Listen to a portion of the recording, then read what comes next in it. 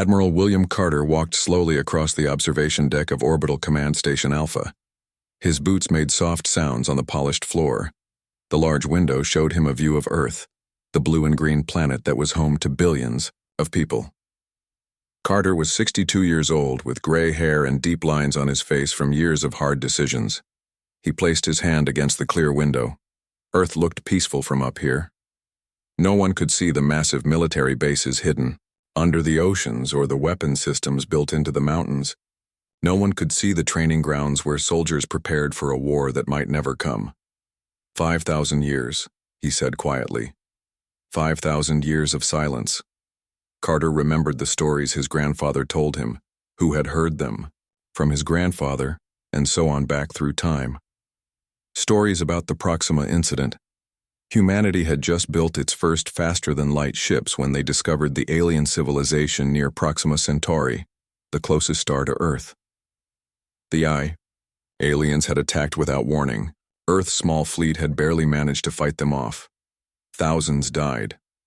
Earth almost fell. After that, the leaders of Earth made a choice. Humanity would go silent. They would turn off all signals that could reach other stars. They would hide, build up their strength, and prepare. The Silent Guard was formed to enforce this rule. For 5,000 years, no human signal had been allowed to travel beyond the solar system.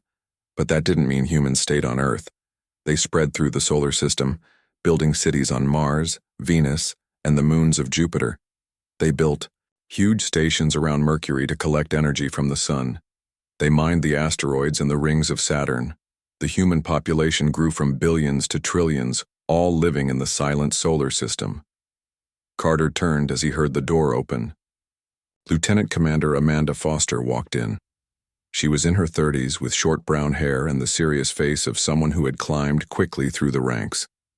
Her uniform was perfectly clean and pressed. "Admiral, the council is ready. For you," she said. Carter nodded. "How many are attending in person?" 26, Foster replied. "The rest will join through secure links." That was unusual. The council usually didn't gather in such numbers except for ceremonial events, but this was no celebration. "Has word leaked?" Carter asked. Foster shook her head. "No, sir.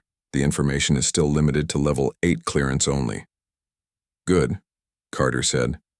"Let's keep it that way as long as we can." They walked together through the wide hallways of the station. Crew members stopped and saluted as they passed. Everyone could feel that something was happening. There were too many high-ranking officers on the station, too many closed-door meetings. "You know they'll be divided," Foster said quietly as they entered an elevator. "This goes against everything we've believed in for 5,000 years. "Not everything," Carter corrected her. "The silence was never meant to be forever. It was meant to give us time to prepare. Some would say we're still not ready." The elevator doors opened and they stepped out into a short hallway that led to large double doors. 2 Silent Guard officers stood at attention, their black uniforms stark against the white walls. They saluted as Carter approached. "They've been saying that for 5 millennia, Carter replied. "At some point we have to decide if we'll ever be ready." The double doors opened, revealing the council chamber. It was a large circular room with a domed ceiling. The walls displayed the symbols of humanity's former nations, now mostly forgotten except by historians. In the center was a round table, with 50 seats for the representatives of the Solar Alliance. Most of the seats were filled. Men and women from Earth, Mars, Venus, the moon colonies, and the outer system settlements. Some wore the fine clothes of politicians. Others wore the uniforms of the military or the plain jumpsuits of the science division. At the head of the table sat Gregory Winters, the council chair. He was an old man with dark skin and white hair, elected to lead the council 6 years ago. He stood as Carter entered. "Admiral," Winters said, "the council has assembled as requested. We understand you have information of critical importance." Carter walked to the center of the room, where a holographic projector waited. Foster stood, back near the doors, watching. "Council members," Carter began. 3 days ago, Our long-range sensors detected an unusual signal from the direction of the Arcturus system. He activated the projector. Above the table appeared a three-dimensional image of a waveform pulsing with light. At first, our analysts thought it was natural radiation, a pulsar or some other stellar phenomenon. But after closer study, we confirmed that this is an artificial signal. It contains encoded information. The room was completely silent now. Everyone understood what this meant. After 5,000 years of listening to the empty universe, something had been found. More importantly, Carter continued, the signal is encoded using ancient English language patterns. Human patterns. The silence broke. Council members turned to each other, some whispering, others openly expressing shock or disbelief. Winters raised his hand and the room quieted. Admiral, are you suggesting that there are humans in the Arcturus system? That's over 36 light-years away. Carter nodded. Before the silence began, Earth sent a colony ship to Arcturus, the Horizon. It was our most ambitious project at that time. After the Proxima incident, we lost contact with them. They were presumed destroyed. He touched a control and the waveform changed to show text. To the children of Earth, we need your help. The enemy has returned. Remember Proxima. This is a call to war. For several moments, no one spoke. The meaning was clear to everyone. The descendants of the Horizon colonists had survived somehow. And now they faced the same enemy that had nearly destroyed Earth 5,000 years ago. How do we know this is genuine? Asked a woman representing the Mars colonies. It could be a trap.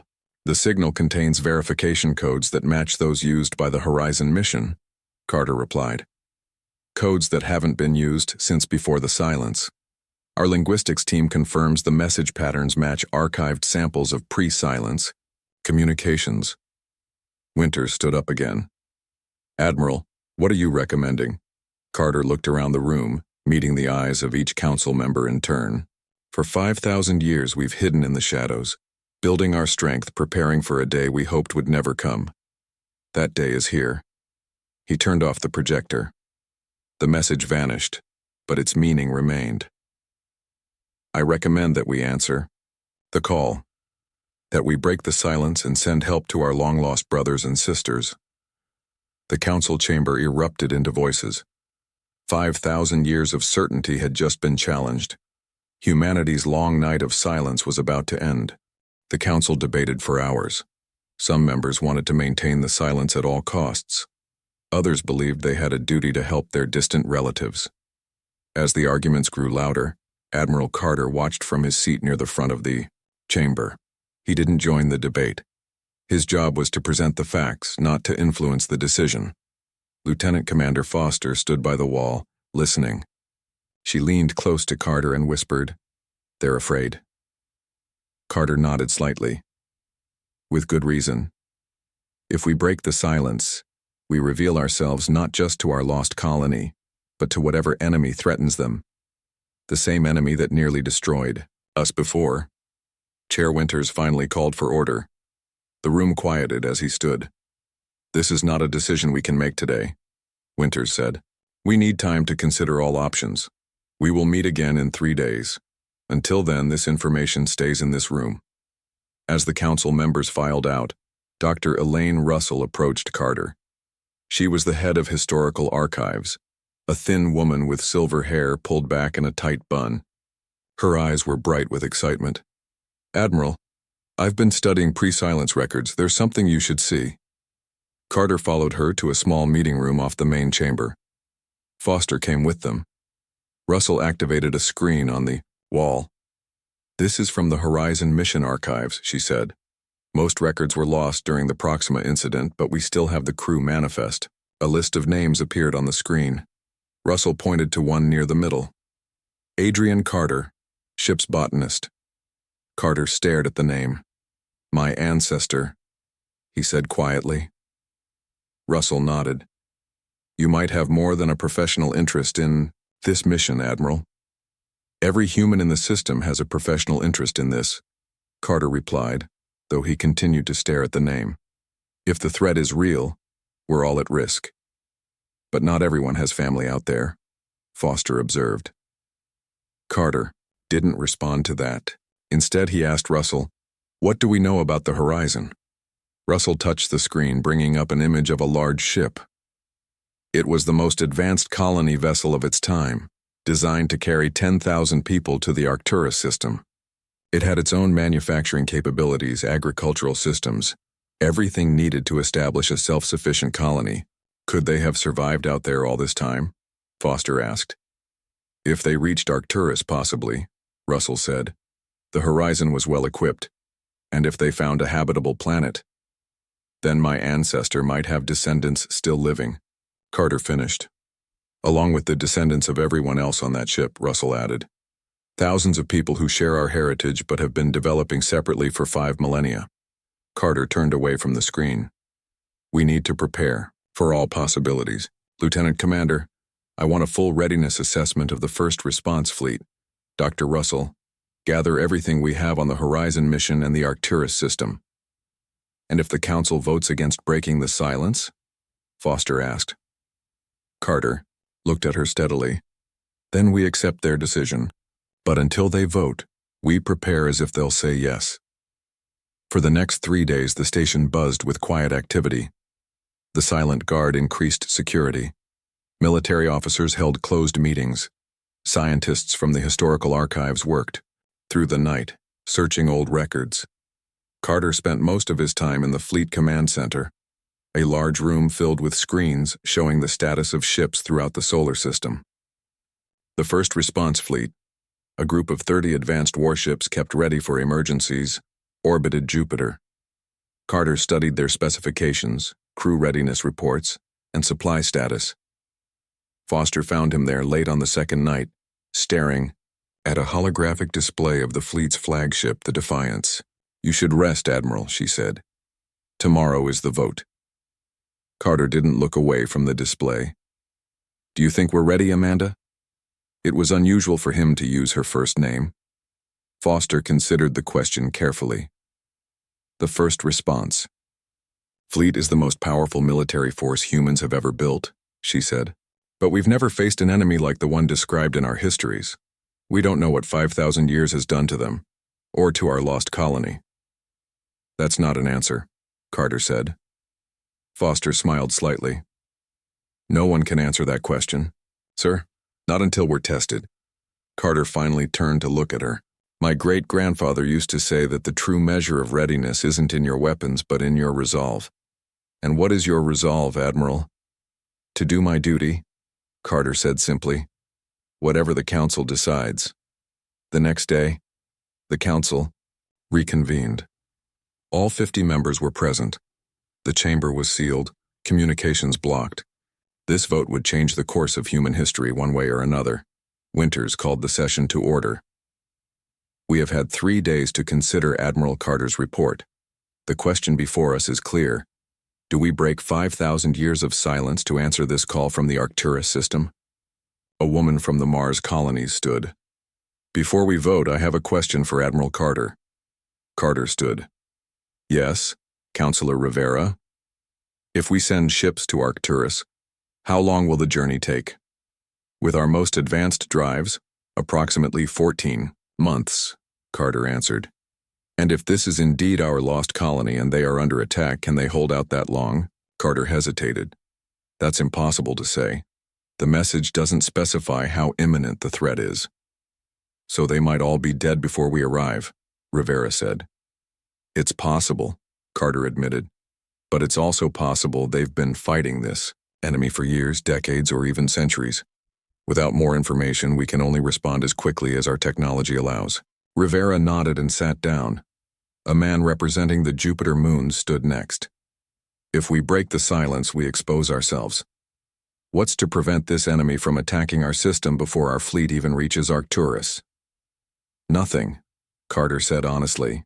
That's the risk we take. The debates continued for hours. Finally, Winters called for the vote. All those in favor of breaking the silence and sending the first response fleet to Arcturus, raise your hands. 24 hands went up. All those opposed. 24 hands went up. Winters looked troubled. The vote is tied. In such cases, our charter gives the deciding vote to the senior military officer present. He turned to Carter. Admiral, the decision falls to you. The room was completely silent. Every eye was on Carter. He stood, back straight, face calm. 5,000 years ago, humanity retreated from the stars. We did so out of fear, but also out of wisdom. We weren't ready then. He looked around the room, meeting each council member's gaze. But we didn't hide to cower forever. We hid to prepare, to grow stronger, to be ready when the time came. Carter took a deep breath. I believe that time is now. I vote yes. We will answer the call from Arcturus. Word spread quickly through the solar system. After 5,000 years of silence, humanity would speak to the stars again. Some people celebrated, others protested. The Silent Guard had to handle riots on Mars and Venus, but the decision was made. The mission would go forward. Admiral Carter was given command of the expedition. He moved to the Defiance, the largest and most advanced ship in the first response fleet. For 2 weeks, crews worked day and night to prepare the 30 warships. They loaded supplies, checked weapons, and tested engines. On the Defiance's bridge, Carter reviewed the final crew assignments with Captain Samuel Wright, the ship's commander. Wright was a tall man with dark skin and serious eyes. He had commanded the Defiance for 7 years. All positions are filled, Admiral, Wright reported. We have the best people from across the system. Carter nodded. And Lieutenant Commander Foster? Assigned as your executive officer, as requested. Good, Carter said. He looked at the large screen showing the other 29 ships of the HFY fleet. Are the other captains ready? Yes, sir. Though some have concerns about the message we're sending to Arcturus. Carter turned to face Wright. What concerns? Some think we're giving away too much information. The message tells our lost colony exactly when we're coming and what route we're taking. We need to establish trust, Carter explained. These people have been separated from us for 5,000 years. They're probably as cautious as we are. And if the message falls into enemy hands? Carter's face hardened. Then we'll be ready for a fight. The next day, Carter met with his senior officers in the Defiance's conference room. Maps of the route to Arcturus covered the walls. Lieutenant Commander Foster stood next to a display showing the message they planned to send. This is our final version, she said. Children of Earth, hear your call. Help is coming. First response fleet departing in 7 days. Estimated arrival in 14 months. Admiral William Carter commanding. Dr. Russell, who had joined the mission as historical advisor, spoke up. It's direct and clear. They'll understand we're on our way. Lisa Wright, the fleet's communications officer and Captain Wright's sister, nodded. We've encoded it using the same pattern as their message. If they could send to us, they should be able to receive from us. And they should be the only ones who can decode it, Foster added. Carter looked at the message one more time. Send it. Officer Wright touched her tablet. Message sent, Admiral. For the first time in 5,000 years, humans deliberately sent their voice to the stars. Over the next week, final preparations were made. The council sent representatives Alan Garcia and Elena Patel to observe the mission. They would speak for the council if important decisions needed to be made. On the day of departure, Carter stood on the Defiance's observation deck. The ship was enormous, over a mile long, with powerful weapons built into its hull. Through the window he could see Earth, the blue planet where humanity began. Are you ready for this? Asked a voice behind him. Carter turned to see Dr. Russell, approaching. As ready as I can be. Russell stood beside him, looking at Earth.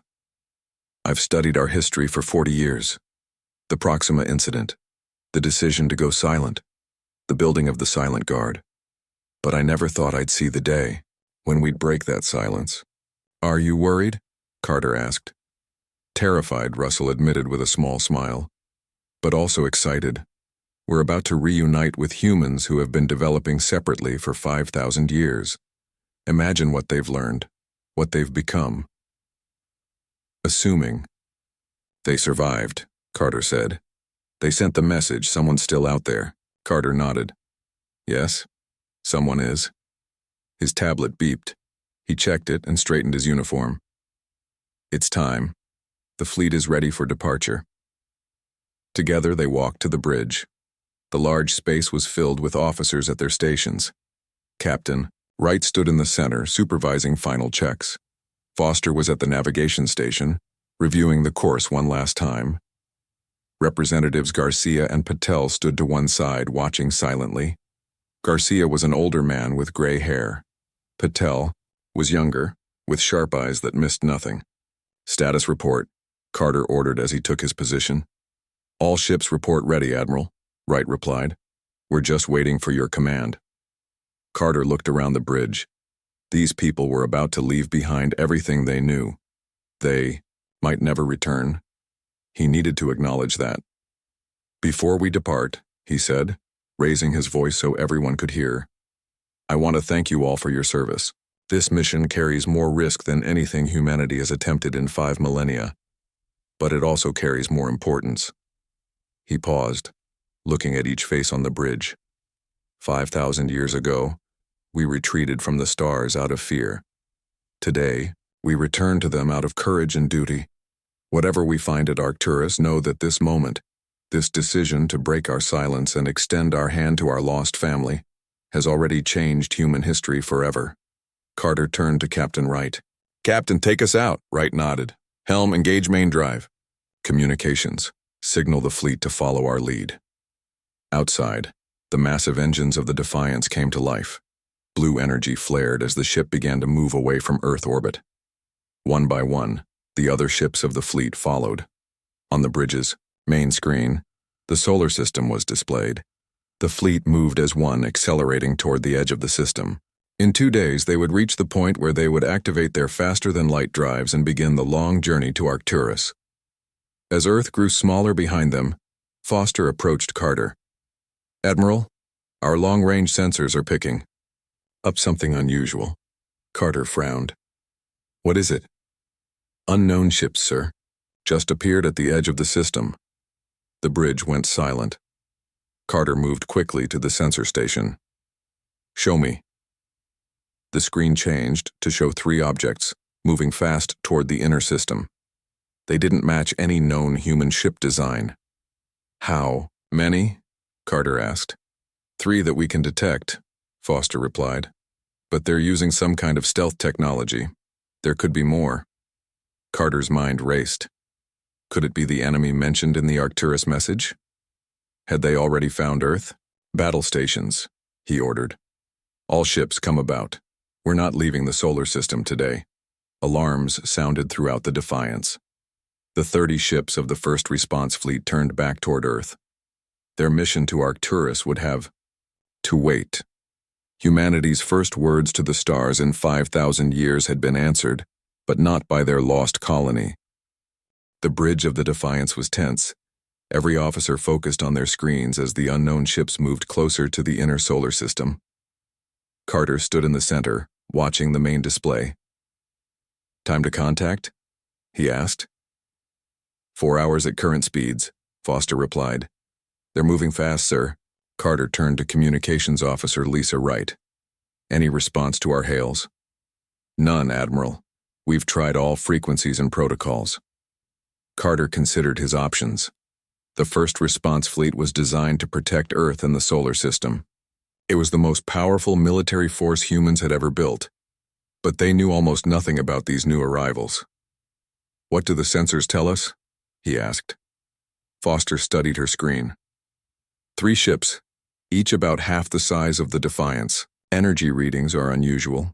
Their power systems are different from ours. Weapons? Hard to tell. They have systems we don't recognize. Carter nodded. Representatives, I need your input. He turned to Garcia and Patel, who had been listening, quietly. The Council authorized this fleet to travel to Arcturus, Garcia said, not to engage unknown visitors. But the Council also charged us with protecting Earth, Patel countered. If these ships are hostile, we can't let them reach the inner system. Carter looked at Captain Wright. Your assessment, Captain? Wright's face was grim. We should assume hostile intent until proven otherwise. 5,000 years of silence and strangers appear right after we send our first message? That's not a coincidence. I agree, Carter said. He straightened his uniform. Fleet command to all ships. Form defensive position Alpha. We will intercept the unknown vessels at the orbit of Mars. Weapons on standby, but do not fire unless I give the order. The 30 ships of the first response fleet moved into a wide formation. The Defiance took the center position, with the other ships spread out to either side. They accelerated toward Mars, where they would meet the incoming vessels. Dr. Russell joined Carter at the command station. Admiral, there's something you should consider. What is it, Doctor? What if these aren't enemies? What if they're from our colony at Arcturus? Carter frowned. The colony ships of that era didn't have the technology to return. They've had 5,000 years to develop, Russell reminded him. We don't know what they might have achieved. It was a possibility Carter hadn't considered. He turned to Wright. Lisa, send another message. Make it clear. We are humans of Earth. We mean no harm, but we will defend our system if threatened. Wright nodded and began working on her console. The hours passed slowly. The fleet maintained its course toward Mars. The unknown ships continued their approach. They made no attempt to change course or avoid the human fleet. Finally, Foster looked up from her station. Contact in 10 minutes, Admiral. Carter nodded. All ships, battle stations, shields at maximum. Throughout the fleet, crews prepared for possible combat. Weapon systems were charged. Defensive shields were activated. Pilots stood ready at their controls. 5 minutes to contact, Foster announced. Carter took a deep breath. This was the moment humanity had feared for 5,000 years. The reason they had hidden themselves from the stars? The moment of truth. Sir, Wright called out suddenly. We're receiving a transmission from the lead ship. Carter's head snapped toward her. What does it say? It's in ancient English, sir. Wright's voice was filled with surprise. Translating now. The bridge was silent as Wright worked. After a moment, she looked up, her face pale. Message reads, Greetings, children of Earth, we are the guardians of Horizon. We received your response to Arcturus. We have come to guide you. Murmurs of shock filled the bridge. Carter raised his hand for silence. Can we verify this? He asked. Foster was already working at her station. The ships don't match any design in our historical records, but their energy signatures, they're similar to theoretical models our scientists developed 2,000 years ago. They could be advanced versions of human technology. Carter looked at Russell. Your opinion, Doctor? Russell's eyes were wide with excitement. Horizon was our most advanced ship. If they survived and continued to develop, who knows what they might have achieved in 5 millennia? Or it could be a trap, Wright warned. The enemy could have learned about Horizon from our lost colony. Carter considered all possibilities. Lisa, send this message. Guardians of Horizon. This is Admiral William Carter of Earth's First Response Fleet. We are approaching Mars orbit. Request you hold position there for a face-to-face meeting.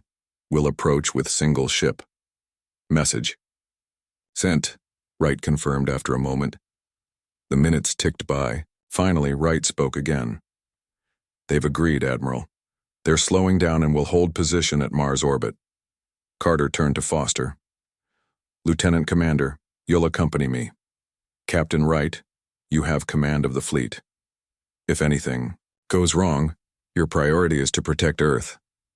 Understood, Admiral, Wright said. But I strongly advise against this meeting. Noted, Carter replied. But if these are truly humans from Horizon, this is a historic moment. And if they're not... He left the thought unfinished. 2 hours later, the Defiance approached Mars orbit. The 3 unknown ships waited there, holding position. Up close, they looked even stranger. Their hulls were smooth and dark with no visible windows or hatches. They seemed to absorb light rather than reflect it. They're hailing us again, Wright reported. On screen, Carter ordered. The main display flickered, and then showed the interior of one of the unknown ships. A woman stood there dressed in a simple gray uniform. She appeared to be in her 40s with short blonde hair and clear blue eyes. She looked completely human. Admiral Carter, she said, her voice clear through the speakers. I am Guardian Commander Alicia Carter of the Horizon Fleet. Welcome to this historic meeting. Carter stared at the screen in shock. She had said Carter, his family name. You're human, he said simply.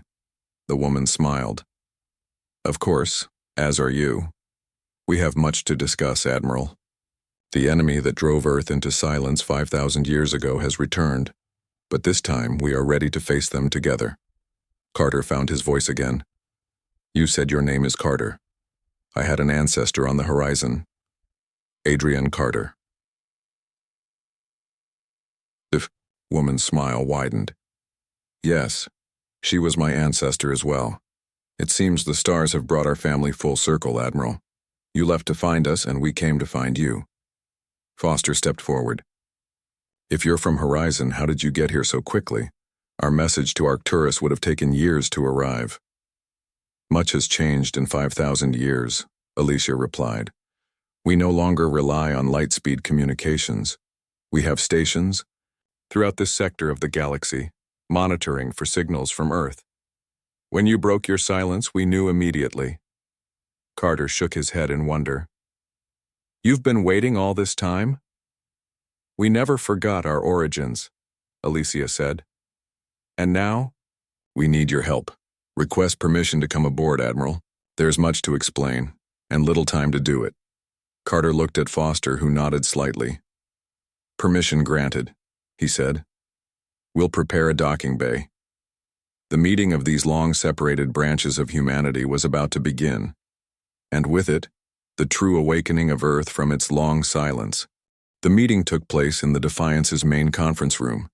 Admiral Carter, Lieutenant Commander Foster, Captain Wright, and Dr. Russell sat on one side of the table. On the other side sat Guardian Commander Alicia Carter and two other people from the Horizon ships.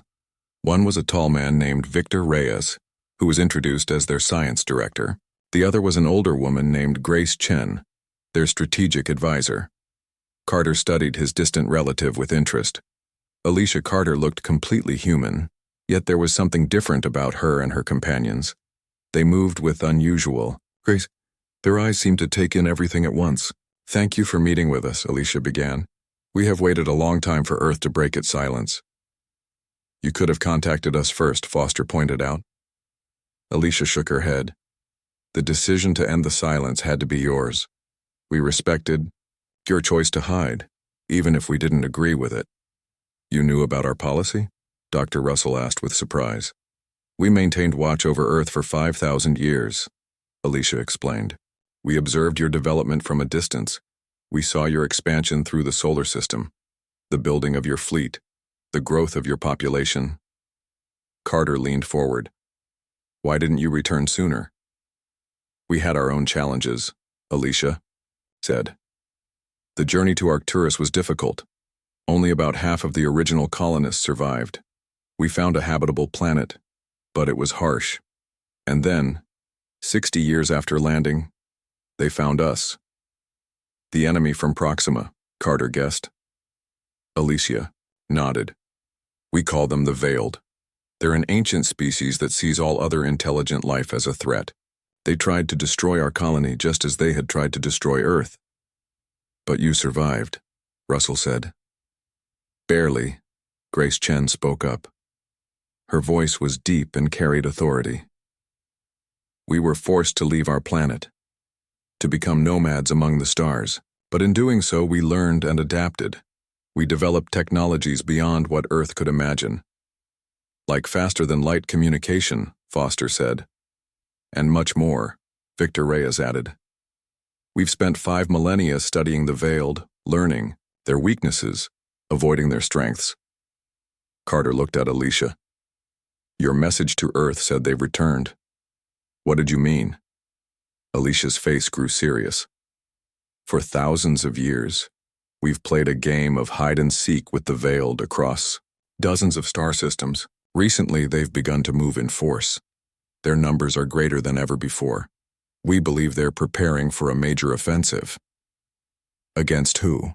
Carter asked. Against all other life in this part of the galaxy, Alicia replied. including Earth. We've intercepted their communications. They remember the battle at Proxima. They know Earth exists and they've been searching for it. The room was silent as the Earth officers absorbed this information. Finally, Carter spoke. So the message from Arcturus was a warning, Alicia confirmed, and a call for help. We need to combine our forces to face this threat. Earth has spent 5,000 years building its strength. We've spent 5,000 years developing new technologies and strategies. Together, we might have a chance. How much time do we have? Captain Wright asked. Not long, Grace answered. Months, perhaps. We've been slowing their advance, setting traps, misleading them. But they grow stronger with each passing day. Carter looked at Representatives Garcia and Patel, who had been silent throughout the exchange. The Council needs to hear this. Garcia nodded. We'll arrange an emergency session. Over the next few days, the Guardians shared their information with Earth's leaders. They showed records of battles with the Veiled, maps of their territory, analysis of their biology and technology. The picture was grim. The Veiled controlled hundreds of star systems and had destroyed dozens of alien civilizations. A week after the Guardians' arrival, the Council convened again. Admiral Carter and Guardian Commander Alicia Carter presented their plan together. We propose a combined fleet, Carter explained. The first response fleet will join with the Guardian ships near the edge of the solar system. From there, we'll establish a defensive line spanning 3 star systems. Alicia pointed to a star map. The Veiled move in these predictable patterns. If we position our forces here, here, and here, we can create a barrier they cannot easily bypass. Council Chair Winters studied the map. Can your 3 ships make such a difference? Alicia smiled. These are just our scout vessels. Our main fleet consists of over 100 ships waiting at these coordinates. With your fleet added to ours, we stand a real chance. And if we refuse? A council member asked. Then we'll fight without you, Alicia said simply. But our chances will be much lower. We are 2 branches of the same family, separated by time and space. But we share the same blood, the same home origin. We should face this threat together. The council debated for hours. Some members were still uncomfortable with the idea of breaking the silence so completely. Others worried about sending their fleet away from Earth. But in the end, they voted unanimously to join forces with the Guardians. The next morning, Admiral Carter stood on the Defiance's observation deck with Alicia. Earth was visible in the distance, a small blue dot among the stars. Your people made the right choice, Alicia said. Did we? Carter asked.